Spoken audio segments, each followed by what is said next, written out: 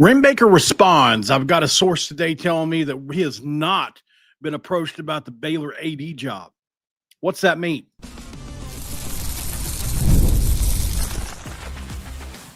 You are Locked On West Virginia, your daily podcast on the West Virginia Mountaineers, part of the Locked On Podcast Network, your team every day.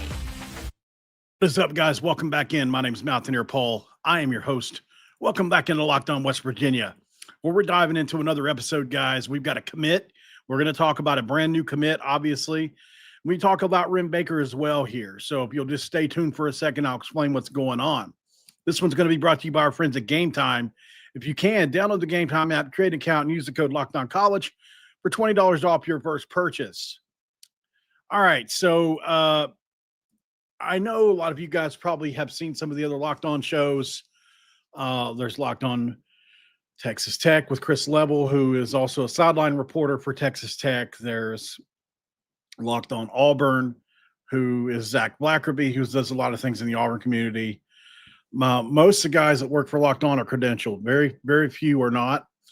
And Cam Stewart is one of those who's credentialed. He works for Locked On Baylor. He's done radio. He's done a little bit of everything. He's worked as a newsman. Texting with him earlier today, he told me that Ren Baker had responded and said that no, he has not been approached about the Baylor position, which was kind of shocking to me. I at least figured they would have kicked the tires on it so far, being that it's been so long since Mack Rhoades had parted ways with them.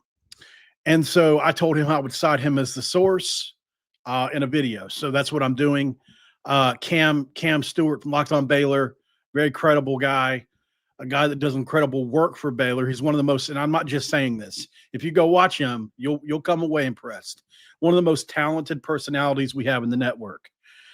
He and Drake are really close buddies. They're really similar age, but so they're kind of remind me of each other. They got those really dynamic personalities. But so I consider that to be credible. Told him I would jump on and do an episode about that. And I think there's a reason for this, and I have a theory, working theory on why.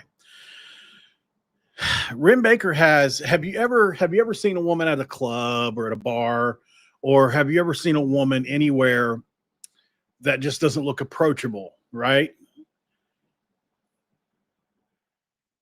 It's just my opinion, right? Have you ever seen this before? So, for me, that's kind of what Ren Baker's looking like right now. He's looking unapproachable to other schools. I think he said no to enough teams that West Virginia, the people aren't even kicking the tires anymore. That's what's happening. I think that's why this news is out there now. If you're just joining in, we just had a lot of people jump in. Ren Baker responding in a text message. He has not been approached about the Baylor open Baylor position.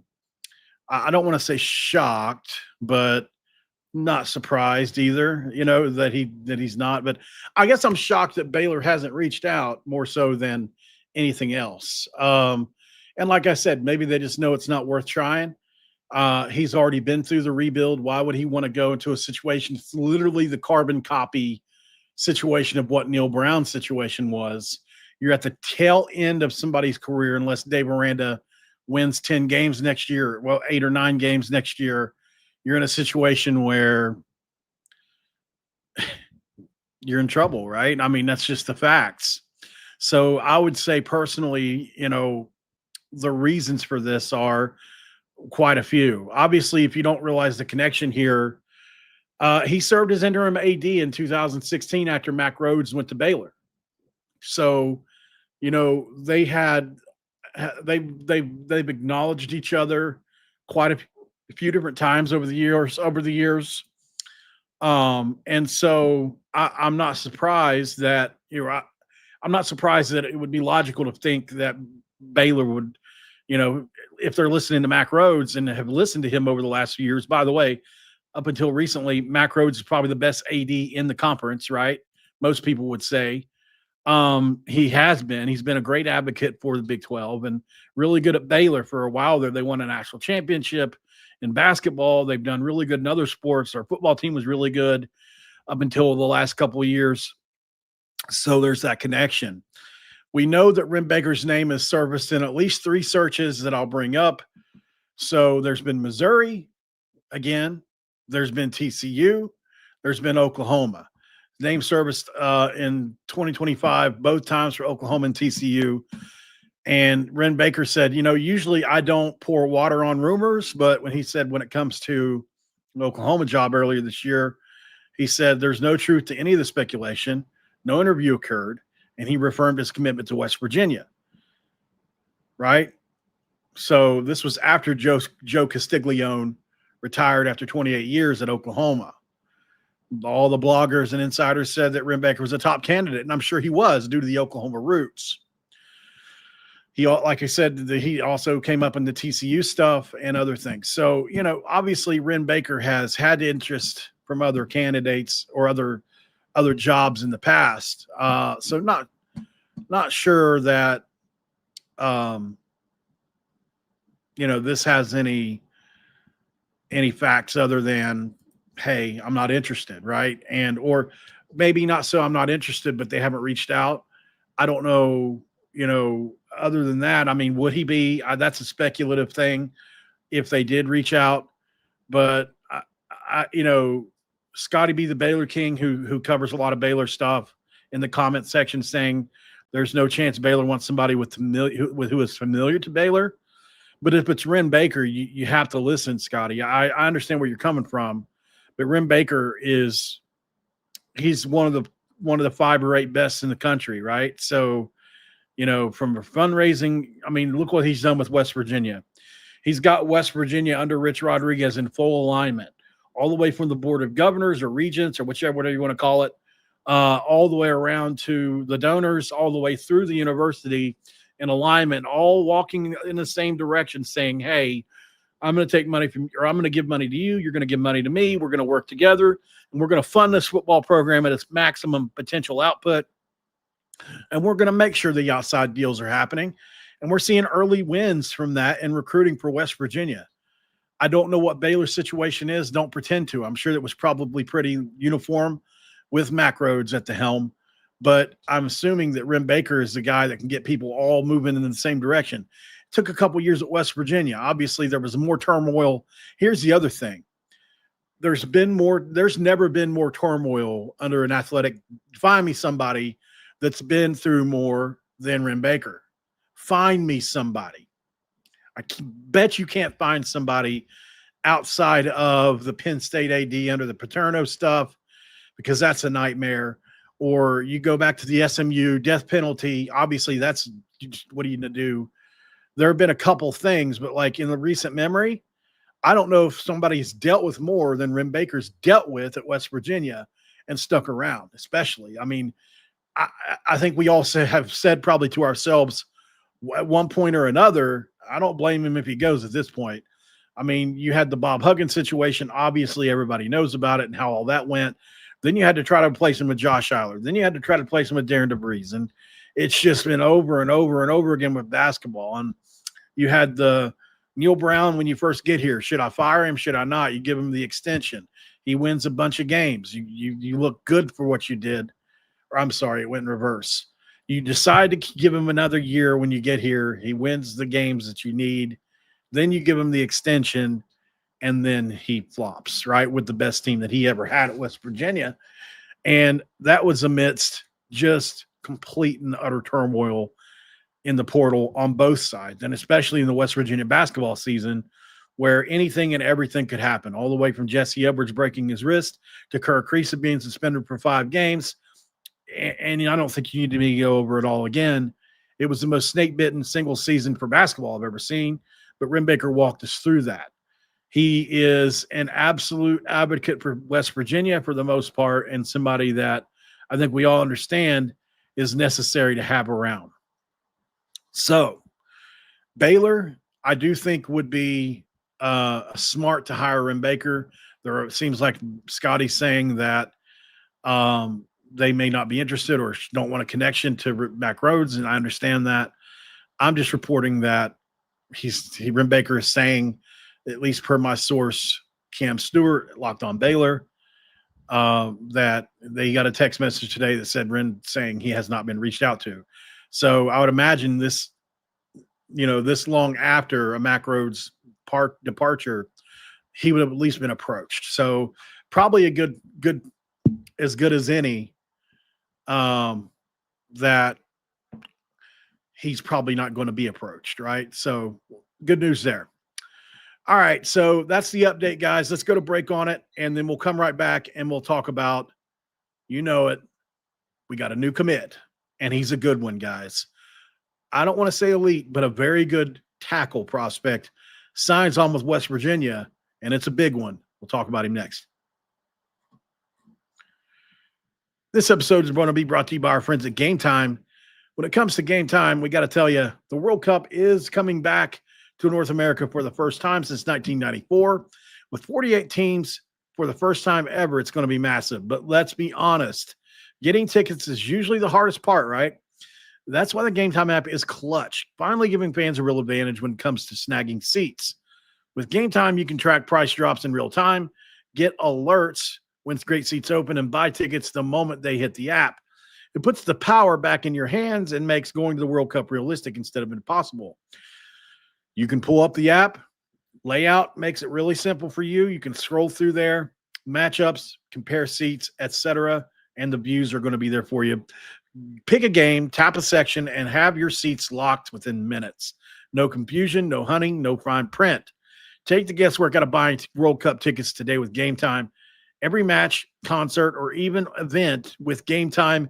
Download the Game Time app, create an account, and use code LOCKEDONCollege for $20 off your first purchase where the terms apply.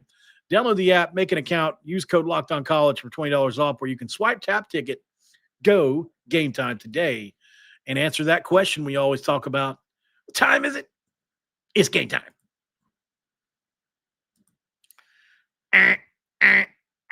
It's segment 2. We crack a very icy version of the Code Red Cherry Dew. Let me get a sip. And a white sweater. Very smart. All right, so jumping in. Big time commit today, y'all. This is the 4th commit of the day that I'm aware of. There is some smoke to some other guys. I know a lot of you guys are talking about foul zone. As of right now, guys, it's just smoke. Usually where there's smoke, there's fire. Absolutely. 100% there is. But in this, I just, with the player that big hitting the market again, you just never know until it's done, because he could tell you himself that he's coming. And then Lane Kiffin just got to LSU. They need a late quarterback. And this big time prospect just at the market. And LSU is going to win that 10 times out of 10. So we'll just wait and see until Wednesday, the 5th, or whatever day it is. I think it's the 5th or Wednesday, whichever one it is, to go ahead and lock these dudes in. Deshawn Woods is a tackle prospect that, when I turned on his tape, I was on the phone with Dylan, who's a moderator in my chat. I understand, and I think Dylan has a similar sentiment to a lot of the fans, which, I think people are questioning because we missed on a lot of players last year. Was I too optimistic on a lot of our players? That's something we're going to get to here in just a minute.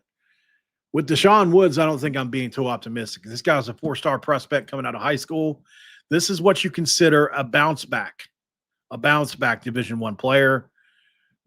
He committed to Missouri right out of high school before signing with Wyoming. He then had to enter the portal and ended up at Butler. He is the 6th commitment on the offensive line this cycle that we know about right now. And he has seriously good feet. That was my initial takeaway from the first couple plays I watched from him. 6'5", 285. Obviously committing today, December 1st. And I think he's a kid that could definitely be in the mix. Depends on the weight. We're probably going to need him to get into the 300s, 310, somewhere in there to really be considered by Rich Rod. He's openly stated, if you're 285, you're not playing in this offensive line most likely, which is why Malik Ogbo didn't play on this line. He had offers from Washington State. He had other offers as well. He's a talented option, guys. He really is. And he's openly being recruited by Jack Bicknell. Athleticism is his biggest strength. Long, lean. He's got room to add mass. Like I said, he was 285 or so at Butler. He's got incredible lateral quickness when you watch him. He looks like a guy on defense in basketball moving around for pass pro and pulling out and run schemes and all the things they were asked to do. He's versatile. He's probably going to be a tackle, but he could play inside in some offenses. And so I'm going to say personally, I think he can play guard or tackle. Man, is he strong in the run game. That is where, that's why I was a little late. I was catching up on some of his tape. I was only able to watch 1/4 of tape on him, but I think I got at least an idea of some of the things he does well. So I don't consider this a full eval. Obviously, I watched his whole highlight and about 1/4 of tape. So it's not a whole lot, guys. But, I did get a couple of things I can give you about him. I think he's got a really high ceiling. Obviously, the high school accolades plus 2 seasons of eligibility left melded together mean that he's probably going to be a guy that you can lean on potentially for the next 2 years, but most likely if he enrolls early and really commits, he could possibly play this year. I think he may be a year away due to his overall size, but I mean, crazier things have happened. If you're a good football player, you're going to find yourself on the field. So, like we said, he ranked as a 4-star, number 1 player in Nebraska, a top 15 offensive guard nationally, and a top 300 player nationally in 247. That's really good. That's as good as any player we're going to get. To give you an idea, that's not far behind where Kevin Brown is this year by much. That's only 11 spots behind Kevin Brown. So, he's in the conversation, right? So he's a former top high school recruit who entered the portal after a limited role. He went, he decided he needed to go back to the JUCO ranks to figure his stuff out. And it's not because of lack of talent. He has that. And these are the guys you want to take risks on, because if he develops, you've got yourself an all Big 12 player. That's the thing. He's got that ceiling, all Big 12 ceiling. And that's what you want, especially if you, in this day and age where we did a show on it earlier, the caps have been erased, right? It used to be 25. You can add, if you want to bring 105 guys in through high school now, you can in JUCO. If you want to bring 105 guys in from the portal, you can do that as well. So you can take a couple extra guys in the high school ranks and JUCO ranks that are more quote unquote projects, because you're not going to need every single player this year. Some guys are going to be through depth. Some guys are going to be for projecting out. Some guys are going to be for, this guy has got a ton of upside. He probably won't play this year, but he's a incredible project that if he develops right, can be just an asset for us. And I think that's what this player is. I'm not saying he's a full year off. I think he's probably more along the lines of 4 to 6 months off, but he's going to have to get in the weight room. He's going to have to get in the nutrition, and who knows where he's at come the summer. If we read his line and he's at 6'5", 6'6", 305 or 310 pounds come summer, look out for this one. He's got a chance to play. If he's still 285, Rich Rod's not going to play him, in my opinion, unless he's just elite. Some guys that are smaller are still really good. It just, just depends. But that extra weight matters, man. That extra 30 pounds matters. It just does, especially when you're in a game of inches like football. So we'll see what happens. I think they'll figure it out. They'll get him to his best weight, and West Virginia will have a great shot at turning him into a good player, I think. On the hard edge meter, obviously we'll do that as well. He's a guy that if everything works out, his high upside, like we talked about, right? We know that. We love that. We want that. And most of the players West Virginia brings in. I think at the end of the day, based on what I've seen anyways, I've got him at right around a 41.5 on the hard edge meter scale. Athleticism is really good. His technique looked okay. His feet are incredible. Like, he's really got great feet. I loved his feet. That's probably my favorite thing about him, which is like so important to tackle. He's obviously got some versatility where he can play a couple different positions. He's got a lot of upside, so there's high scores to be had for him. I didn't write him down. So I'll give him in, low 40s, 40, 41, somewhere in there, with the potential to definitely be better. Like Kevin Brown got like a 47 or 48 or whatever it was. It's just hard to approach that. But, because I think Kevin Brown will start this year. I'd be surprised if he don't. Okay, so I want to answer a question that Dylan, who is a good friend, he's always been a supporter, and he helps me out with a lot of stuff behind the scenes, whether that's getting lists together, making sure I'm on the right track sometimes when I need him. He does a lot of work for me, and I appreciate it, and he does it for free. He never asks for anything. I really appreciate that. So he asked me a question today, and I felt like he was trying to be as as polite as possible when asking it, but it's a fair question. Was I too optimistic on a lot of the players that I graded coming in last year? Did I miss on a bunch of players? The answer is yes. We'll talk about it next. This episode of Locked On West Virginia going to be brought to you by our friends at Omaha Stakes. Right now with Omaha Stakes, the holidays feel a little easier when you already know the perfect gift. Omaha Stakes is almost too simple. Whether you're treating yourself this season or sending something memorable to family and friends, Omaha Stakes delivers handcrafted perfection right to their door. And this week, it's the best time to jump in. Cyber Sale is here, and deals are huge, guys. The quality is exactly what you'd hope for. Incredible tender steaks, rich flavor, and meals that make hosting a weeknight cooking easier. Honestly, it's the kind of gift that brings people together, and you can't do much worse than that, or do much better than that, pardon. And you don't really need to guess anyone's size, right? Save big on unforgettable gifts with Omaha Steaks today. Visit omahasteaks.com for 50% off site-wide and an extra 20% off select favorites during their cyber sale. For an additional $35 off, use the promo code COLLEGE at checkout. That's omahasteaks.com, promo code COLLEGE. Terms apply. See the site for details. All right. So the question was, did I miss or was I too optimistic on certain players last year at West Virginia? I'm kind of toying with you guys a little bit. Let's see. Let me get it pulled up here. I should have had it pulled up, and this is my fault.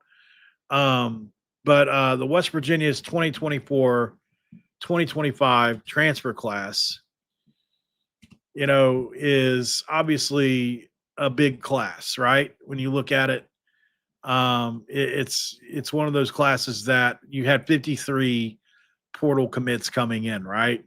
And I graded all of them pretty much for the most part. I had grades for all of them. I should have kept track, and that's where I screwed up. I will keep track this year so that I can grade myself against myself. It's worth an episode, and I trust my evaluations personally enough to do that. So, okay, so here's why I was wrong more than I was right. Because we brought in almost 80 players. It's almost impossible to be right on everybody. Even the staff, even West Virginia missed on quite a few players, right? So obviously I'm not embarrassed by that. It's almost an impossible task to grade every single one of these guys and try to figure out if they're going to be good or not. Now, did I say too many of them were going to be good? Well, let's go through this and try to rehash what I said about certain players, because I'm curious. I really am. I said Devin Grant was going to be good. I felt like he was going to be a 5 to 8 sack guy, and he ended up being that.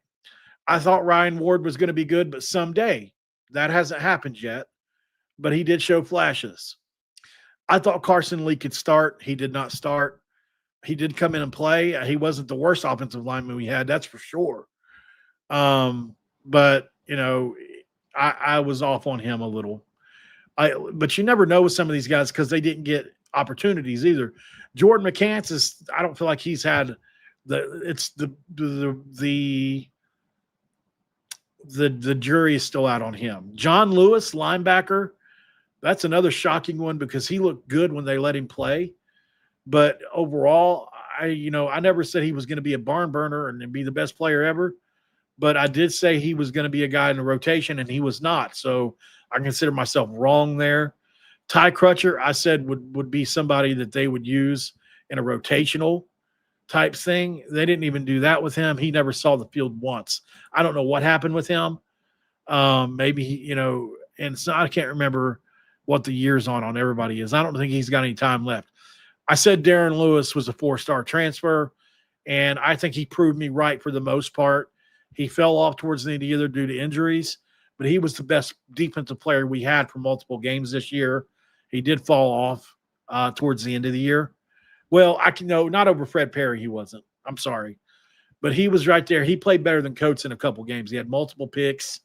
I feel like he was a pretty good player. Maybe 4 stars is too high, but I definitely knew he was a good player. And on a better defense, I think Darren Lewis would have been perfect. Unfortunately, it didn't happen. Aiden Bussell was a tough one, man. He got sick.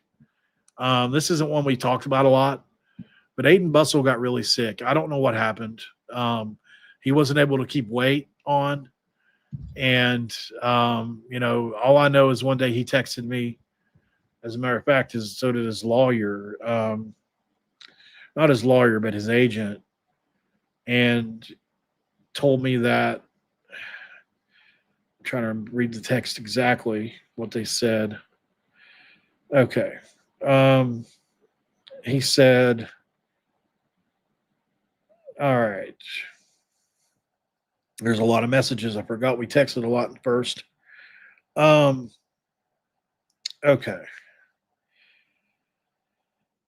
He said, hi, Paul. Just wanted to reach out. I saw your podcast you did about me, and I wanted to just thank you for everything you said about me and defended me from some of the fans. The words mean more to me than you can know in this time for me. Me and my family from the bottom of our hearts appreciate your support during this difficult time. I'm sorry I can't elaborate more on everything right now, but later on down the line when the timing is right and I'm healthy, I'll make sure to get with you and explain what's been going on. That's all I ever got from him. And beyond that, he never responded again. I did send 3 or 4 more messages. I don't want to speculate too much further on what could have happened there, guys, but it is sad. I think he would have started for us. I really believe that. His tape is incredible. He was on tape absolutely whipping a lot of the Tennessee starters, and I was high on him. I think it could have made a difference, but it didn't happen.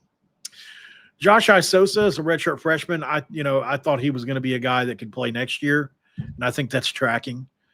I thought Malik Agbo would play more. I do think he showed flashes as an athlete, and I don't write him off as a starter next year. If he puts on the weight, I think that's all that's between him and being a pretty good player. He just couldn't hold up in the run game this year. I'm not going to be able to get through everybody. Ben Bogle, as you guys know, I was very high on Ben Bogle. Thought he could be an all-conference player. I think he will be an all-conference player next year as a starting linebacker or a very high rotational. Maybe all-conference is too much. This is what I do. I get a little bit too over my skis, but I do think Ben Bogle will be a big piece of next year's defense, either as a rotational guy or, somebody that is capable of being a really good player. He showed really big signs towards the end of the year and was our best player at linebacker in a couple of games. Justin Smith-Brown was one I was high on. I don't know what happened, guys, but I do think that in some of these cases, our passing offense was just so bad at times and our offensive line was so bad. We can't fairly judge a lot of these players. The situation is not normal. We have the worst offensive guard in the history of Power 4 football, maybe, and Kimo Mankiniole by the numbers. I just saw some more numbers yesterday that said he was the dead last rated guard in the country. I need to know answers why he kept playing, but we'll move on from that. Christian Hamilton obviously has a lot of upside. I think he'll be good down the road. He's one of those guys you want to make sure you keep here. Donovan Haslam showed us a lot. I thought like he he can develop into something maybe next year as a guy that plays in a rotation, definitely in the 8. Jalen Knighton, unfortunately, didn't play. Nick Taylor has upside. Although he's smaller, I think he'll probably be a guy that's, a depth guy, or maybe he transfers. I don't know. But I don't see him as a starter moving forward personally. Eddie Kelly Jr., I said was going to be good, and he was good. Not as good as I thought he was going to be. I thought he could be a guy that was maybe all mention. He didn't do that, but certainly was a starter level player at times this year, holding up the edge. I think he was one of the reasons why we were good in run support. Grayson Barnes didn't get used effectively, in my opinion. He also didn't play as well as he could have. He didn't play as much as he should have because of run blocking issues. That's just the truth. He had a hard time in run blocking, and Rich Rod needs tight ends that can do both, because a lot of the tight end stuff they do is based off of I'm blocking and then I release off the block, right? Well, if you can't block, nobody's ever going to buy your blocking. So Jeff Weimer, as you guys know, I said was the greatest route runner I've seen on tape in the last few years at West Virginia. And if he gets another year, I know there's speculation. I haven't asked him about it. I will ask his dad about it. His dad and I talk a lot. I'll ask him about it.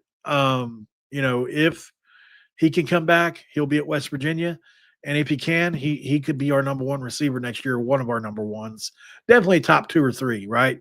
He showed up for us last year big time. I think Chase Wilson played well. He's not as good as I thought he was going to be either, but he wasn't horrible. He just got injured like a lot of guys did towards the end of the year because we didn't have any depth. But he wasn't the Studsman type like I thought he could be, where he got 120 tackles. Danny Studsman is the former Oklahoma linebacker that whenever they recruited Chase Wilson told me I could be the Danny Studsman in this defense. Well, that didn't happen. And it sucks, overall. I mean, I hate it. Not just for him, but for the team. I really thought we could have used him for that. Robbie Martin's interesting. Well, he didn't see the field at all. He must really have needed a development year. Look out for Robbie Martin if he develops correctly, right? He's a high-ranking player. You would think that maybe next year would be the year. And, man, would that be good for us if he ends up being that good where he wins some battles? There'd be no experience, but, man, he's got a lot of upside. Kimo Makaniole.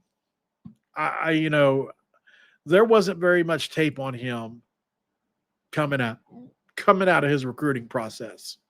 There just wasn't. Can't find it because he never played.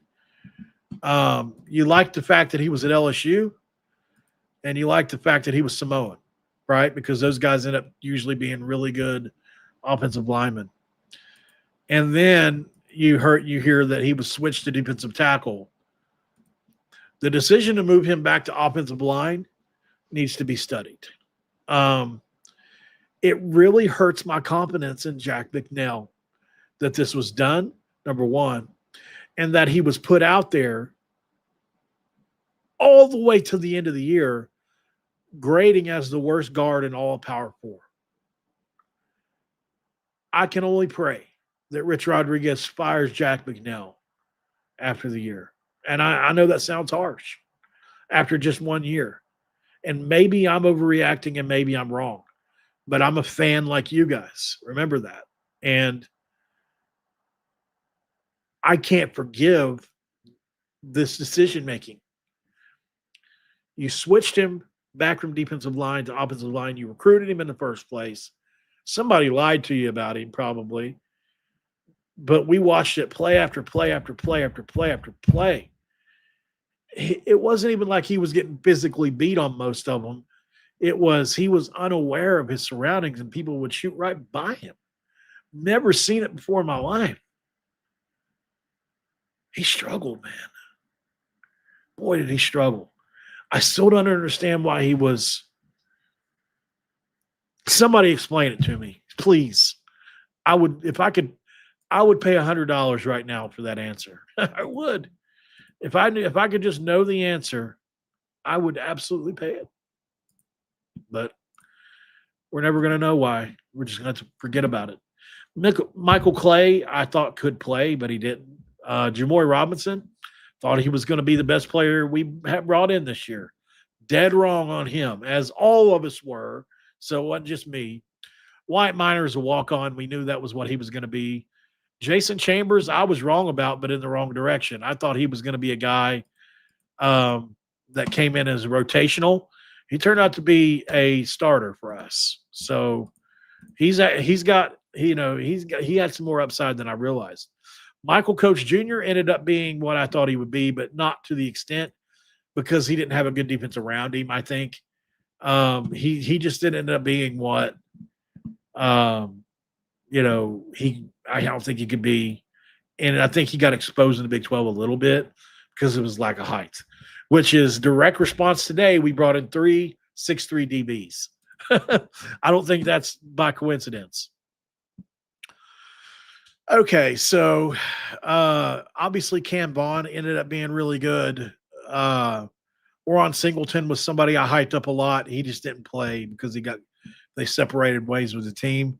I told you guys Tykees Crawford wasn't going to be good. I told you that. I feel like I should get something for that because of the conversation I had with his former offensive line coach at Charlotte. They told me that he has a hard time remembering plays and that he wasn't always the most physical player for his size. But when he's playing hard, he's really good. Just the problem is he didn't always play hard. And I just never trusted it.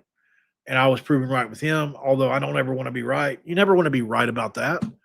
Who does, But I was. I thought Braden Siders was going to be about what he was, and he was a good player. Definitely you could say one of the 2 or 3 best on our defense.